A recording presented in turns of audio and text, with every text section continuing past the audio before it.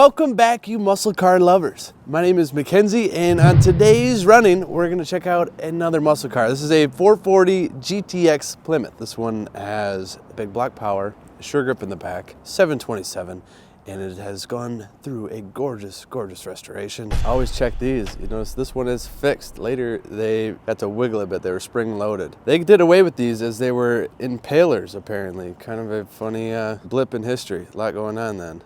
It's kind of crazy even to see a hood ornament like this on a muscle car. So the first part of that brings it over here.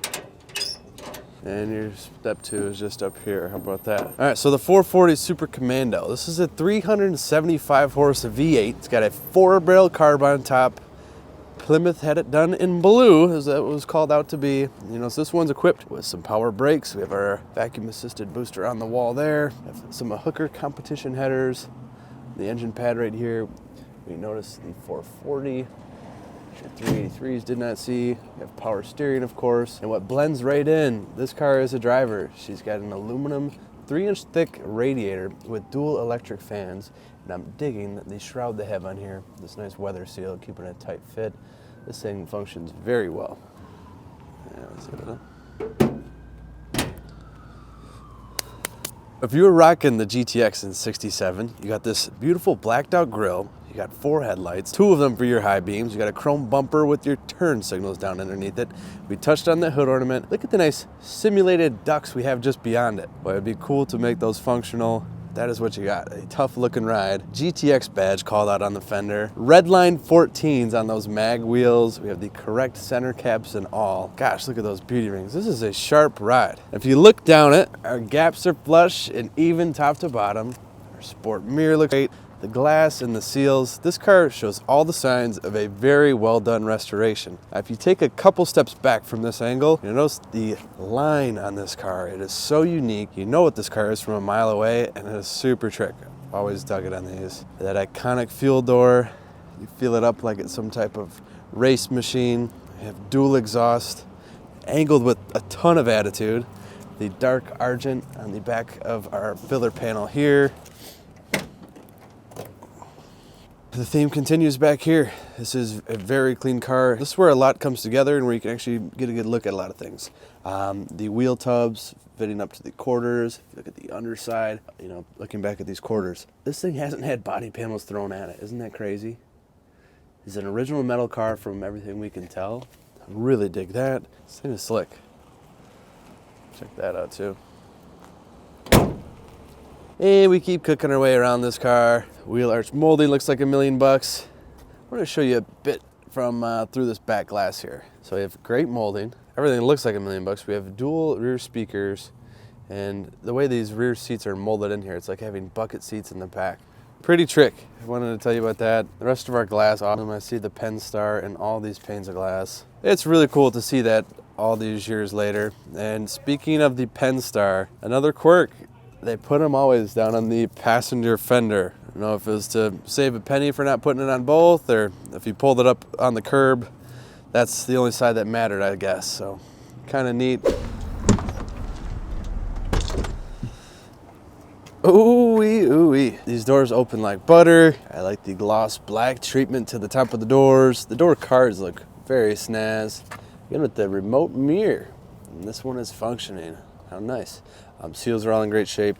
Sill plates look good. This 3-spoke wheel is without cracking. That's impressive. You see we got our column shifted 727 auto. This is how this car came. All our gauges right here look great. We have a coolant temp, our fuel gauge. We have a voltmeter and an oil pressure reading over there on the right hand side. And our heat defrost, cigarette lighter, AM radio, and then a couple auxiliaries to get down to the finer. Some of these are just warning lights or give you a broad, hot, cold, no numbers in between. So let you know your exact oil pressure, your exact coolant temp, and the exact volt reading. Good stuff to know, especially on some vitals like that. We have buckets with the buddy seat, we call this. So it's a armrest or a third seat. So technically you could fit 6 in here if y'all weren't too big. Pretty cool. I'll show you some of the other compartments this car has here. Ah, look at that. So, slick little glove box. Some original instructions here and Maybe fire and order, cranking speed, how to set the distributor, your vacuum advance. Kind of fun. This is stuff you might have needed to know back then. This closes up well as well. Now we look into the back. Headliner is tight on those sail panels. Seat belts present for all. Here are the correct buckles and everything. The GTX again there in the center. And that is something to be proud of, the way you see it all around this car. I mean, badging on the car, the front seat and the back seat, on the glove box. Pretty cool to see it all over. Visors look to be in great shape, as does our mirror here. Now what's even better than how she looks is how she sounds. Get a load of this.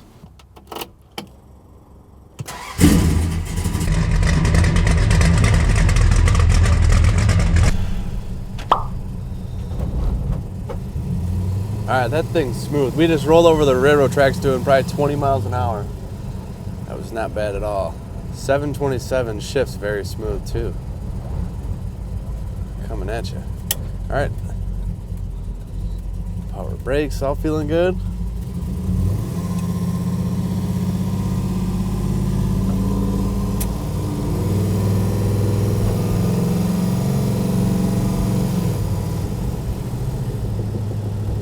Shifted.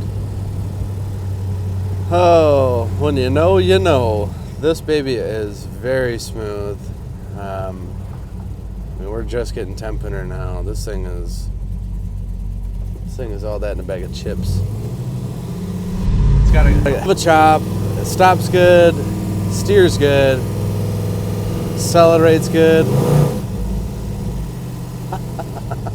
Whoa. All right, point it straight, she shoots straight. The alignment is in good shape on here. And we'll run that test back while we're hitting the brakes.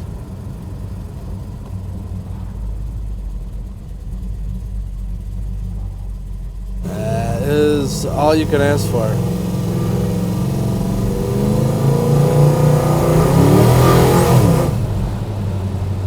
I'm gonna get in trouble in this car, man. This thing is fast. That was the tires just starting to let loose. It's probably only 45 degrees here right now. Call this the second part of our road test here. We're coming into a turn at 50. Like riding a bull with just one hand.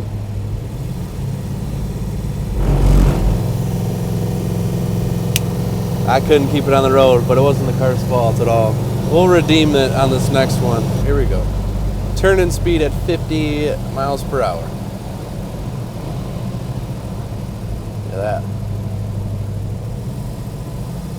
Steering box feeling good. Front end feeling good. Control arms, ball joints, wheel bearing. Green lights.